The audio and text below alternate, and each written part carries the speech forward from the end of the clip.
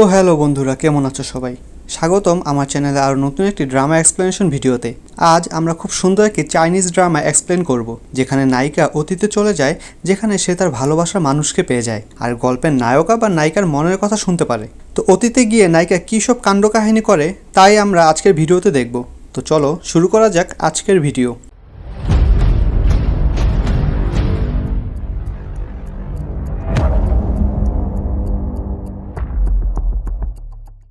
ড্রামার শুরুতেই আমরা ড্রামার মেইন নায়ক ইয়ানকে দেখতে পাই। আজ তাদের শহরে এক নতুন গভর্নর আসতে চলেছে, তাই সে তার এক লোককে বলে গভর্নরের ভালো করে দেখাশোনা করতে আর তাকে বলে দিতে যে আগামীকাল ইয়ান তার সঙ্গে দেখা করতে যাবে। এরপরে ইয়ানের কাছে একজন দাস এসে বলে ম্যাডাম আর মিস দুজনে পানিতে পড়ে গেছে। বড় ম্যাডাম খুব রাগ দেখিয়ে সেদিকেই যাচ্ছে। এটা শুনে ইয়ান তার মাকে থামানোর জন্য সেদিকে যেতে থাকে। এরপর আমরা ইয়ানের স্ত্রী হুয়ানকে দেখি, যার মাত্র জ্ঞান ফিরেছে, আর তার সামনে ছিল ইয়ানের স্ত্রী দাসী, যার নাম দানজু। দানজু বলে ম্যাডাম আপনি উঠেছেন? হুয়ান বলে ম্যাডাম আমি আবার তোমার ম্যাডাম কি করে হলাম? আমি তো কম্পিটিশনে ছিলাম। তখন দেখানো হয় হুয়ান বর্তমান সময়ের একটি ফ্রুট কম্পিটিশনে রয়েছে এবং আজ সে এই কম্পিটিশন জিতেও গিয়েছে। পুরস্কার হিসেবে সে অনেকগুলো টাকা পেতে যাচ্ছিল। তবে তখনই হুয়ান চিৎকার করে বলে আমার টাকা কোথায়? দানজু বলে ম্যাডাম আপনার কি হয়েছে? হুয়ান বলে তুমি কে? দাসী বলে আমি সে যে আপনার সেবা করতে করতে আপনার সাথে ছোট থেকে বড় হয়েছি। আমার নাম দানজু। আপনি কি আমাকে ভুলে গিয়েছেন? হুয়ান বলে বিশ্বাস করো আমি তোমাকে চিনি না। কিন্তু তখনই সেই ঘরে ইয়ানের মা চলে আসে। সে হুয়ানকে আজে বাজে কথা শোনায় আর বলে আমার ছেলে ইউকে পছন্দ করে, এজন্য তুমি ওকে মেরে ফেলতে চাও। তুমি ওকে ধাক্কা দিয়ে পানিতে ফেলে দিয়েছিলে কেন? হুয়ান বলে দেখুন আন্টি, আমি আপনাকে চিনিও না, কে আপনি? এতে তো ইয়ানের মা আরও রেগে যায়। সে বলে আন্টি মানে? হুয়ান কিছু বুঝতে না পেরে সে তার দাসীকে বলে তুমি আমাকে একটু বলবে যে এখানে আসলে হচ্ছেটা কি? আমার কিছু মনে পড়ছে না। দাসী তখন বলে আপনি পানিতে ঝাঁপ দিয়েছিলেন, কিন্তু পরে জানি না ম্যাডাম ইউয়ের কি হলো, সেও পানিতে ঝাঁপ দেয়। এখন ওনার জ্ঞান ফিরছে না আর এর দোষ আপনার উপর পড়েছে। হুয়ান বলে আচ্ছা আমি কে? দাসী বলে আপনার নাম জি হুয়ান। আপনি জেনারেলের মেয়ে। 6 মাস আগে রাজ সেক্রেটারির সঙ্গে আপনার বিয়ে হয়েছে। সামনে যে মহিলা দাঁড়িয়ে আছে সে আপনার শাশুড়ি। ইয়ানের মা বলে এই মেয়ে আমার পুত্রবধূ হওয়ার যোগ্যই না। হুয়ানের তখন মনে পড়ে কিছুদিন আগে সে একটা উপন্যাস পড়েছিল, যেখানে এরকম কিছু একটা গল্প ছিল, যেখানে নায়িকার স্বামী রয়্যাল সেক্রেটারি আর তার বাবা একজন জেনারেল ছিল। হুয়ান বুঝতে পারে সে ওই উপন্যাসের ভেতরে চলে এসেছে। হুয়ান তখন মনে মনে বলতে থাকে ওই উপন্যাসে নায়িকার 30 বছর হওয়ার সময় তাকে 30টা টুকরো করে মেরে ফেলা হয়, কারণ সে রাজ্যের অনেক বড় একটা অন্যায়ের সঙ্গে জড়িয়ে গিয়েছিল। এসব মনে করে সে ভয় পেতে থাকে। তবে দেখা যায় এই কথাগুলো ইয়ান দরজার বাইরে থেকে শুনতে পায়, মানে হুয়ানের মনের কথাগুলো ইয়ান শুনতে পাচ্ছিল। তখন ইয়ান সেখানে এসে বলে তুমি এইমাত্র কি বললে? দানজু বলে আমরা তো অনেকক্ষণ ধরে চুপ করে আছি। হুয়ান বুঝতে পারে এটাই তার স্বামী। সে বলে দেখতে তো তুমি খুবই সুন্দর, কিন্তু লাভ কি, কিছুদিন পর তো মরেই যাবে।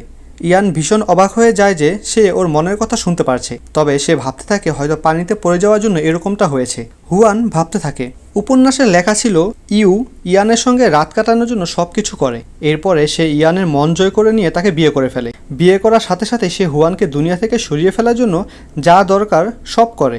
ইয়ান বলে যদি আজ ইউয়ের কিছু হয় তাহলে কিন্তু আমি তোমাকে ছাড়বো না। হুয়ান বলে আমি কি করেছি? আমি কাউকে পানিতে ধাক্কা দিইনি। তুমি ইচ্ছে করে কারো উপরে কোনো দোষ চাপিয়ে দিতে পারো না। এখানে কি কোনো আইন কানুন নেই নাকি? ইয়ান বলে এখানে আমার কথাই আইন। এরপরে হুয়ান মনে মনে বলতে থাকে হুয়ান ওর স্বামীকে কত ভালোবাসতো, কিন্তু এই শয়তান তো আরেকটা মহিলার জন্য স্ত্রীর সঙ্গে কত খারাপ ব্যবহার করে। তাই হুয়ান পানিতে ঝাঁপ দিয়েছিল আত্মহত্যা করার জন্য। কিন্তু হুয়ান মারা গেলে সেই দোষ ইউয়ের মাথায় আসতে পারে, তাই ইউ পানিতে ঝাঁপ দেয় আর সব প্রশংসা সে নিজেই নিয়ে নেয়। ইয়ান এসব শুনে বুঝতে পারে ইউ ইচ্ছে করে পানিতে ঝাঁপ দিয়েছে। এরপর আমাদেরকে হুয়ানের বাবা আর ভাইকে দেখানো হয়। হুয়ানের ভাইয়ের নাম শ্যানলে। শ্যানলে তার বাবাকে বলে বাবা আমার বোন জামাই একটা রয়্যাল সেক্রেটারি, ওকে বলে আমাকে একটা চাকরি দিয়ে দিন। চাকরি না হলে আমি তো বিয়ে করতে পারবো না। তাছাড়া আমি শুনেছি ওর নাকি একটা ছোট বোনও আছে। তার বাবা তখন বলে তোর মাথায় এগুলো কি করে আসে? ও একটা ব্যস্ত লোক, ওর কাছে তোর মতো সময় নেই। এক্সাম শুরু হতে চলেছে, তাই তুই ভালো করে পরীক্ষা দে। ভালো রেজাল্ট করলে এমনিতেই তো চাকরি হয়ে যাবে। তখন এই শ্যানের মা আসে। সে বলে ছেলের চেহারাও বেশি ভালো না, তার উপর লেখাপড়াও ভালো না। আমাদের ছেলেকে কোন মেয়ে পছন্দ করবে? তাই ওকে পাশ করাতে হলে আপনাকে ইম্পেরিয়াল এক্সামের প্রশ্ন চুরি করতে হবে। শ্যানলের বাবা বলে মাথা খারাপ নাকি? আমি এই কাজ কোনোদিনও করবো না। আমি ধরা পড়ে গেলে সবাই আমাকে অপমান করবে। আমি এত বড় জেনারেল হয়ে এই কাজ করতে পারবো না। শ্যানের মা তখন দুজনের কান ধরে আর বলে প্রশ্ন তো আপনাকে আনতেই হবে। এদিকে হুয়ান ইউকে দেখার জন্য ইউয়ের ঘরে যায়। তখন তার পেছনে ইয়ানও যায়। হুয়ান ইউকে দেখে মনে মনে বলে ও দেখতে কত সুন্দর, ওর বডি কত সুন্দর। এই কারণেই তো ইয়ান ওর রূপে এত পাগল। ইয়ান যদিও সব কিছুই শুনতে পারছিল, এরপরে হুয়ান বলে কিন্তু দেখে মনে হচ্ছে না যে ও অজ্ঞান। সে তখন তাকে কাতুকুতু দেয়, ফলে ইউ জেগে ওঠে। হুয়ান মনে মনে বলে কি নাটকটাই না করতে পারে। ইয়ান তার মনের কথাগুলো শুনে নিজে নিজে বলতে থাকে, এই মেয়েটা হঠাৎ করেই মনে হচ্ছে যেন বদলে গেছে। এরপরে হুয়ান চলে আসে সে পুকুরের কাছে। সে বলতে থাকে, আবার যদি আমি পানিতে পড়ে যাই তাহলে হয়তো আমি আমার আগের সময় ফিরে যেতে পারবো। প্রথমে সে ঝাঁপ দিতে যায়, পরে আবার ভাবে আমি আগে খাবারটা খেয়ে নেই। খাবার খাওয়ার পর সে মনে অনেক সাহস নিয়ে দৌড়ে পানির দিকে যেতে থাকে। তবে দানজু তাকে দেখে ফেলে। দানজু দৌড়ে এসে তাকে বাঁচাতে চায়, তবে দানজুই পানিতে পড়ে যায়। হুয়ান এটা দেখে মনে মনে বলে ভালোই হয়েছে যে আমি পড়িনি, পড়ে গেলে কোনো লাভ হতো না। এরপরে সে দানজুকে ঘরে নিয়ে গিয়ে জিজ্ঞাসা করে, আমার বাপের বাড়ির লোকজন কেমন, তারা কি আমাকে আদর করে, আমার বাবা কি বড়লোক? দানজু বলে, আপনি তাদের খুবই আদরের মেয়ে, তবে বড়লোক কি না তা তো আমি জানি না। আপনার বাবা একজন জেনারেল, তাই টাকা পয়সা তো অবশ্যই আছে। এতে তো হুয়ান ভীষণ খুশি হয়। এদিকে ইয়ানকে দেখানো হয় যাকে কিনা মহারাজ ডেকেছে। মহারাজ বলে, 3 বছর আগে তুমি ইম্পেরিয়াল এক্সাম দিয়ে প্রথম হয়েছিলে। এরপর একটার পর একটা ভালো কাজ করে তুমি দিনের পর দিন প্রমোশন পেয়ে গেছো। তাই এই এক্সামটা খুবই গুরুত্বপূর্ণ।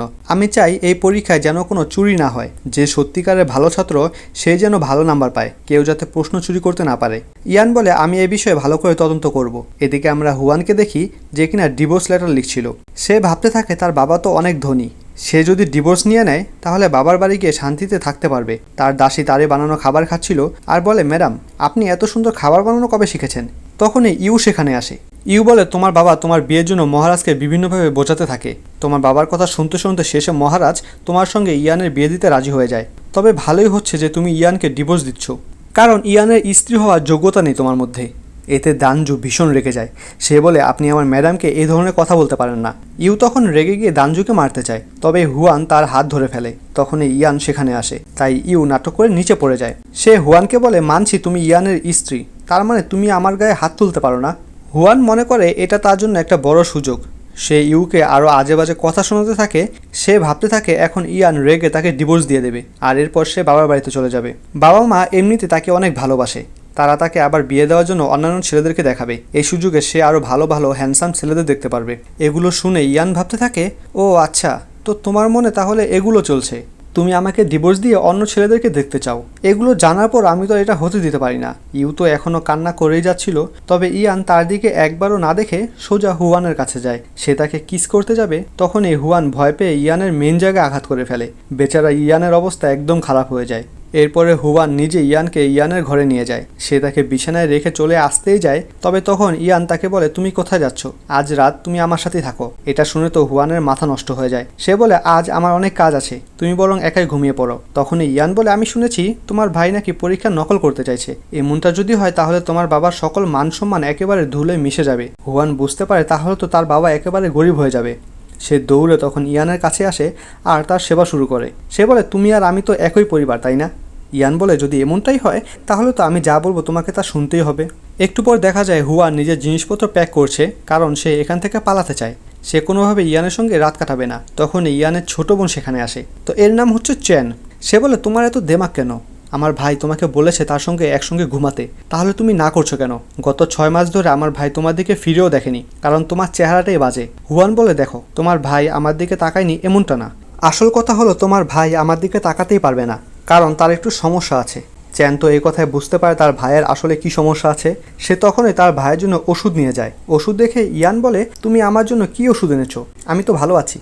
চ্যান বলে, নাটক করতে হবে না, ভাবি আমাকে বলেছে তোমার যে সমস্যা আছে। এটা শুনে তো ইয়ান ভীষণ রেগে যায়। সে তখনই রাগ দেখিয়ে হুয়ানের ঘরে চলে আসে, তবে দেখতে পায় হুয়ান এখন গোসল করছিল। হুয়ান তখন চিৎকার করতে থাকে। একটু পর সে টাওয়াল পরে বাইরে এসে বলে, তুমি আমার কাছে আসবে না। তবে ইয়ান তার কাছে এসেই যাচ্ছিল। হুয়ান বলে, দেখো তুমি তো আমাকে ভালোবাসো না, তাহলে এগুলো করে কি লাভ?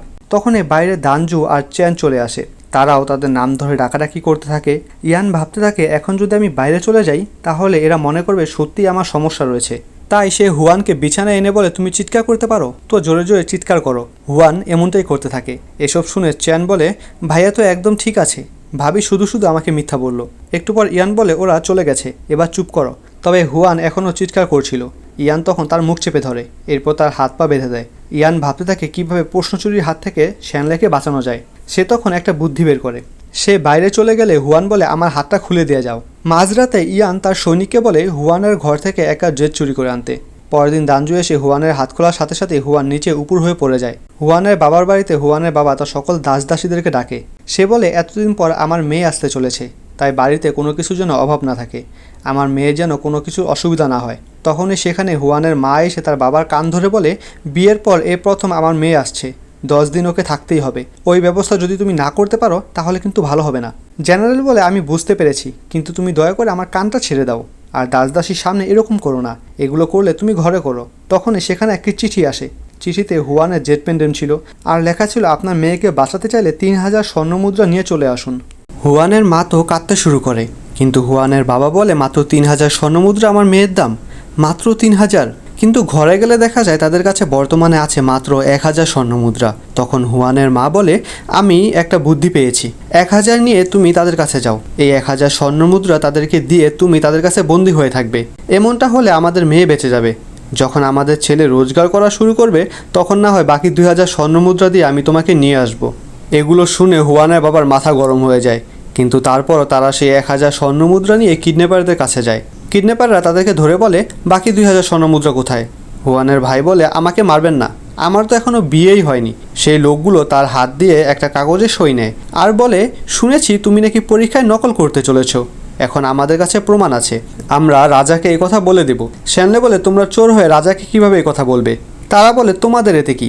এরপরে তারা সেখান থেকে চলে যায়। শ্যানলে বলতে থাকে, এখন আমাদের কি হবে? আমাদের পরিবারের তো অনেক বদনামি হবে। তবে তার বাবা যখনই নিজেকে ছাড়াতে পারে, সে তো তার ছেলেকে উদুম কেলানি দিতে থাকে। তখনই তারা সামনে ইয়ানকে দেখতে পায়, তাই তারা ইয়ানের কাছে চলে আসে। এদিকে আমরা হুয়ানকে দেখি যে কিনা তার মায়ের কাছে চলে এসেছে। হুয়ানের মা তাকে সবকিছু খুলে বলে যে তার বাবা আর তার ভাই তাকে ফেরত আনতে গিয়েছিল। হুয়ান তখন বিষয়টা বুঝতে পারে, সে বুঝে যায় যে এই সব কিছুই হয়তো ইয়ান করেছে। তখন এই পেছনে ইয়ান চলে আসে। এরপরে ইয়ান আর হুয়ান একসঙ্গে বসেছিল। তখন হুয়ান মনে মনে বলে, ওর কাছ থেকে 1000 স্বর্ণমুদ্রা আমাকে নিতেই হবে, কারণ ডিভোর্সের পর আমাকে এখানেই থাকতে হবে। ইয়ান মনে মনে ভাবতে থাকে, এই মেয়ে তো এখনও ডিভোর্সের কথাই ভেবে যাচ্ছে। হুয়ান বলে, দেখো, আমি জানি তুমি আমার ভাইকে নকল করা থেকে বাঁচানোর জন্যই এমনটা করেছো, তবে টাকাটা তো আমার বাবার, তাই না? তো টাকাটা তুমি আমাকে দিয়ে দাও। ইয়ান তাকে বিভিন্নভাবে বলতে থাকে যে সে টাকা তাকে দিবে না। হুয়ান বলে, আজ আমি তোমার জন্য রান্না করব। যদি আমার রান্না করা খাবার তোমার পছন্দ হয় তাহলে কিন্তু সেই টাকা আমাকে দিয়ে দিতে হবে। এরপরে হুয়ান রান্না করে, কিন্তু তার রান্না করা খাবার কেউ খাওয়ার সাহসই পাচ্ছিল না, কারণ তারা তো জানে যে হুয়ান কেমন রান্না করতে পারে। এটা দেখে হুয়ান আগে ইয়ানকে খাওয়ায়। ইয়ান বলে যে খাবার ভালো হয়েছে। এই কথা শুনে তারা সবাই খেতে শুরু করে। হুয়ানের বাবা মা তার প্রশংসা করতে থাকে। সে বলে, আমাদের মেয়ে রান্না শিখে গিয়েছে। ইয়ানের খাবার পছন্দ হয় ঠিকই, তবে সে টাকা সে দেয় না। এরপরে তারা যখন ফিরে আসছিল তখন হুয়ান মনে মনে বলতে থাকে, আগের যুগে জামা কাপড়গুলো কত সুন্দর, আমার কিছু শপিং করা উচিত। তখন ইয়ান বলে ওঠে, চুপ করো। এটা শুনে হুয়ান ভয় পেয়ে যায়। সে মনে করে হয়তো এখানে কোনো আত্মা রয়েছে যার কথা ইয়ান শুনতে পায়। হুয়ান এরপর জানালা দিয়ে ইয়ানের সৈনিককে দেখতে থাকে। সে মনে মনে বলে, এই ছেলে দেখতে তো ভীষণ সুন্দর, অনেক লম্বা, কোমর চিকন, কাঁধ চওড়া। এগুলো শুনে ইয়ান বলে, দয়া করে তুমি ওদিকে দেখা বন্ধ করো। বাড়িতে আসার পর ইয়ান তার সকল জিনিসপত্র নিয়ে হুয়ানের ঘরে চলে এসেছে, মানে এখন থেকে সে এই ঘরেই থাকবে। এরপরে তারা একসঙ্গে যখন শুয়েছিল তখন হুয়ান ইয়ানের গালে টাচ করে বলে, ওর গাল কত নরম। এটা শুনে ইয়ান উঠে পড়ে আর বলে, দয়া করে একটু ঘুমোতে দাও, আর তুমিও ঘুমিয়ে পড়ো। এদিকে বাইরে দাঞ্জু পাহারা দিচ্ছিল, সেও ঘুমিয়ে যায়। তখন পড়ে যেতে নিলে ইয়ানের সৈনিক এসে তাকে ধরে ফেলে। এদিকে হুয়ান তো ঘুমিয়ে পড়েছে। সে ইয়ানের সারা শরীরে হাত পা রাখতে শুরু করে। একসময় সে তাকে লাথি মেরে ফেলে দেয়। ইয়ান আবারও উপরে উঠে আসে। হুয়ান তখন তাকে জড়িয়ে ধরে শুয়ে থাকে। তবে ইয়ানের এগুলো খারাপ লাগার বদলে আরও ভালো লাগছিল। পরদিন ইয়ানের সৈনিক ইয়ানকে বলে, ফলাফল চলে এসেছে, পরীক্ষায় যারা নকল করেছিল তাদেরকে অনেক শাস্তি দেওয়া হয়েছে, আপনার শালা শেনলে প্রথম হয়েছে। এটা শুনে তো হুয়ানের মাথা ঘুরে যায়। সে আসলে লুকিয়ে তাদের কথা শুনছিল। ওইদিকে শেনলের প্রতিবেশীরা এমনকি বন্ধুরা কেউ এটা বিশ্বাস করতে পারছিল না যে শেনলে পরীক্ষায় প্রথম হয়েছে। শেনলে বলে, তোমরা আসলে হিংসে করছো, হিংসেতে তোমরা জ্বলে পুড়ে যাচ্ছ। একটু পর তার বাবা বলে, তুই নাটক করা বন্ধ কর, আমাকে বল তুই কি করে প্রথম হলি। শেনলে বলে, বাবা আমি অনেক পরিশ্রম করেছি। তার বাবা তখন তাকে ধরে অনেক মারতে থাকে। বেচারা শেনলে। শেনলে বলে, এবার তো আমার চাকরি হয়ে যাবে, আর এরপর আমি একটা ভালো মেয়েকে বিয়ে করব। তার বাবা তখন আবারও তাকে ধরে মারতে শুরু করে। এদিকে হুয়ান রাজপ্রাসাদে এসেছে। তখন তার সঙ্গে দেখা হয়ে যায় রাজকুমারীর। রাজকুমারী বলে, শুনেছি তুমি নাকি দেখতে অনেক সুন্দর, কিন্তু তোমাকে দেখে বুঝতে পারছি মানুষ কত মিথ্যা কথা বলে। তোমাদের বিয়ে হয়েছে 6 মাস হয়ে গিয়েছে, কিন্তু তোমাদের মধ্যে নাকি কোনো সম্পর্ক নেই, থাকবে কি করে? তোমার যে চেহারা। হুয়ান বলে, আপনার আমাকে নিয়ে এত চিন্তা করতে হবে না, নইলে আপনার চেহারায় বয়সের ছাপ চলে আসবে। আমার তো তাও বিয়ে হয়েছে, আপনার তো তাও হবে না। এটা শুনে তো রাজকুমারী ভীষণ রেগে যায়, আর এরপর তাদের মধ্যে মারামারি শুরু হয়ে যায়। এদিকে ইয়ান মহারাজকে পরীক্ষায় কারা কারা নকল করেছে তার লিস্ট দেয় এবং সে মহারাজকে জানায় এই নকলের পেছনে শিক্ষামন্ত্রী নিজেই জড়িয়ে আছে। আর মহারাজকে এটাও বলে যে এই নকলকারীদের ধরার জন্য জেনারেল আর তার ছেলে শ্যানলে তাকে সাহায্য করেছে। মহারাজ তার কাজে ভীষণ খুশি হয়। তখনই একজন লোক এসে বলে ইয়ানের স্ত্রী আর রাজকুমারী মারামারি করছে। ওদিকে আমরা দেখতে পাই হুয়ান রাজকুমারীকে মেরে প্রাচীরের উপর উঠে পড়েছে। একটু পরে সেখানে ইয়ান আসে, সে তাদের দুজনকে শান্ত করে। এরপর সে হুয়ানকে বলে নিচে আসো, কিন্তু হুয়ান মনে মনে ভাবে আমি এত উঁচা থেকে নামবো কী করে, আমার ভয় লাগছে। ইয়ান তখন হাত বাড়িয়ে দিয়ে বলে ঝাঁপ দাও, আমি ধরে ফেলবো। হুয়ান ঝাঁপ দিলে সত্যি ইয়ান ধরে ফেলে। আজ প্রথমবার হুয়ান ইয়ানকে ভালো করে দেখতে থাকে, আর সে ভাবতে থাকে হয়তো সেও ইয়ানকে পছন্দ করতে শুরু করেছে। এরপরে ইয়ান জিজ্ঞাসা করে আপনাদের মধ্যে ঝগড়া কী নিয়ে শুরু হয়েছে।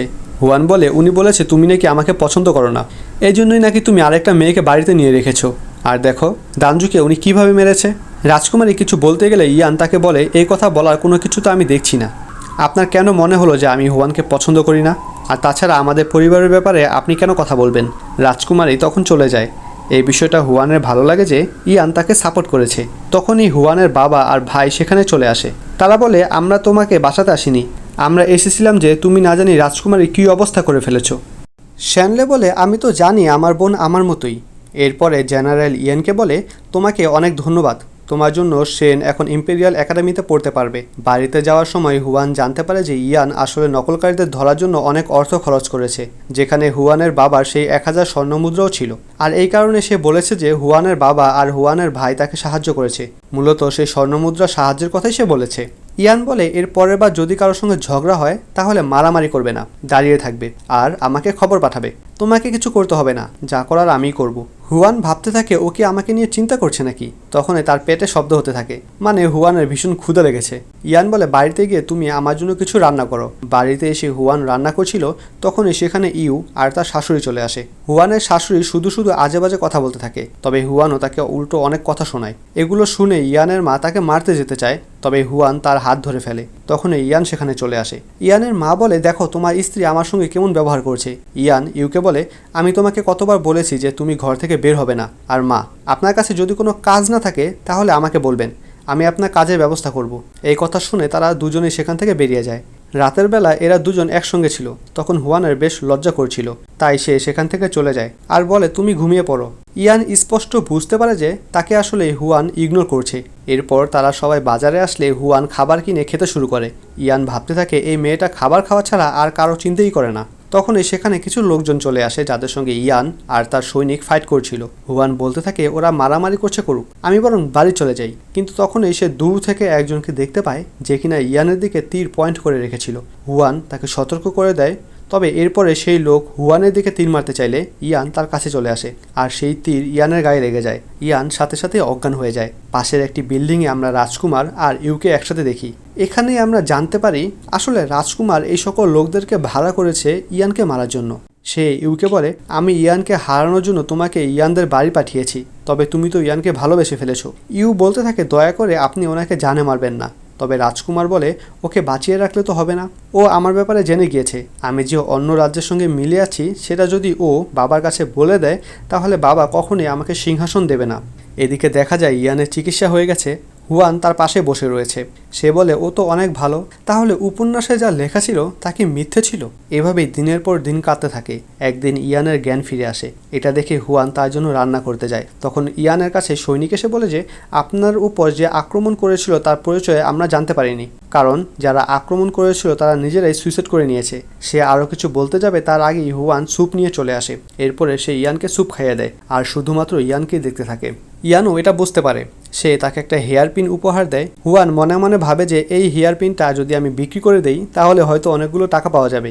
ইয়ান এটা শুনে বলে মোটেও বিক্রি করবে না এটা। হুয়ান তখন মনে মনে ভাবে ও কি আমার মনের কথা শুনতে পারে নাকি। এটা শুনে ইয়ান মনে মনে হাসতে থাকে। পরদিন ইয়ানের কাছে তার সৈনিক এসে বলে ম্যাডামকে কেউ একজন কিডন্যাপ করে নিয়ে গিয়েছে। ইয়ান এবার প্রচণ্ড রেগে যায়। সে বলে আজ আর আমি ওকে ছাড়বো না। এদিকে আমরা দেখতে পাই হুয়ানকে আসলে নিয়ে এসেছে রাজকুমার। হুয়ানও বুঝতে পারে যে এই রাজকুমার তাকে ব্যবহার করে ইয়ানকে দিয়ে কিছু করাবে। তখন সেখানে ইয়ান চলে আসে। রাজকুমার বলে তুমি যদি তোমার স্ত্রীকে নিরাপদে চাও তাহলে আমি যা বলবো সেটা তোমাকে শুনতে হবে। আগে তুমি আমার সামনে হাঁটু গেড়ে বসো।